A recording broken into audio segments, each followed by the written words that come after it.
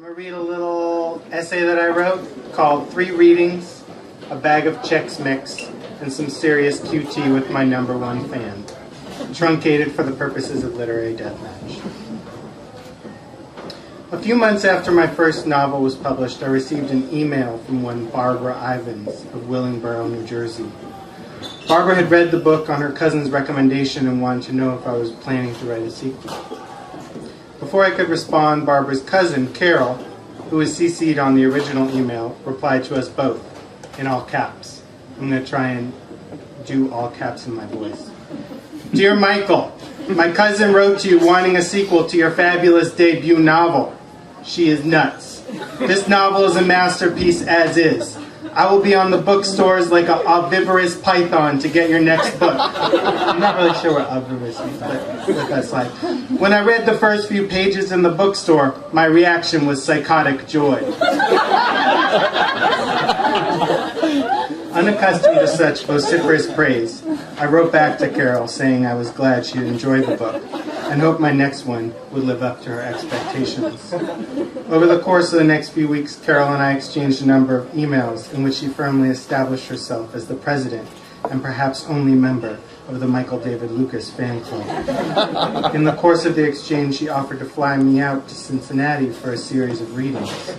In addition to paying for my flight, she said I'd be able to stay free of charge at her senior center, the Kendall, and all my meals would be taken care of. Now, I normally don't do this sort of thing, but my publisher wasn't planning much for the paperback tour, so I figured, why not? After checking Carol out on the internet, verifying that she was indeed a former professor at the University of Cincinnati and a founder of the Cincinnati Writers Project, I brushed aside my concerns about being kidnapped, tried to push those scenes from Misery out of my head, and got on the plane to Cincinnati.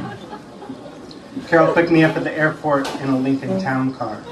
As I pulled on my seatbelt, she handed me a bottle of water, a bag of Chex Mix, and a folder containing my schedule for the week. That evening I had a reading at Joseph Beth, the big independent bookstore in town, then a free day, followed by a reading at the Kendall, an evening with Michael David Lukas, it was called, and finally a book group the next afternoon at the JCC. After a shower and a handful of Chex Mix up in my suite on the 4th floor of the Kendall, I had a very early dinner with Carol, and we drove over to Joseph Beth. It was the best bookstore in Cincinnati, Carol said, the place internationally renowned authors read when they came to town. Indeed, according to the events calendar, Nicole Krauss and Penn from Penn & Teller were reading there the following week. Not too shabby, I thought. Me, Nicole, and Penn, just 3 internationally renowned authors, doing what internationally renowned authors do when they come to Cincinnati. I don't know how things turned out for Nicole and Penn, but not a single person showed up to my reading. It's true. There were a couple folks browsing around the store, but they weren't here to hear me read. Now, I've had some sparsely attended events in my short career as a published author. I've read to crowds as small as 2, and happily so. But there is really something uniquely humiliating about an event with 0 attendees. Like, imagine if no one was here. It was just me. I spent most of the following day at a coffee shop, wandering around downtown Cincinnati and trying to psych myself up for an evening with Michael David Lukas. After what happened at Joseph Beth, I thought I'd probably be happy if a half dozen people showed up. I knew I could count on Carol, and her friends Edith and Hirsch were coming too. Their 14-year-old granddaughter, Avery, would be there too if she could finish her homework in time.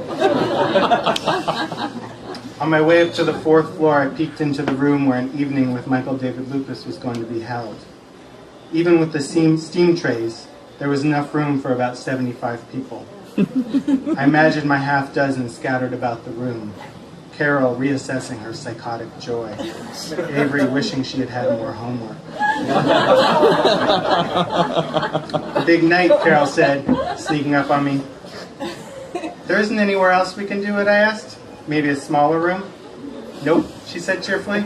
"This is the smallest room we have." Back at the suite, I watched a couple episodes of Say Yes to the Dress, showered, ate some more Chex Mix, and stared out the window at the back of the mall, bracing myself for the empty room.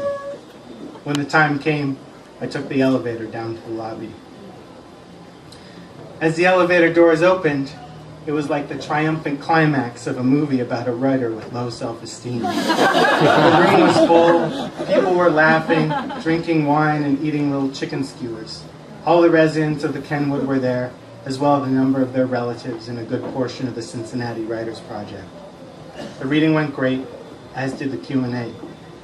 Carol was ecstatic, and Avery came up to me afterwards to say she loved the book. She was, in fact, doing a book report on it the following day, and wondered if I might write a note to her teacher. "What do you want me to write?" I asked. "Whatever."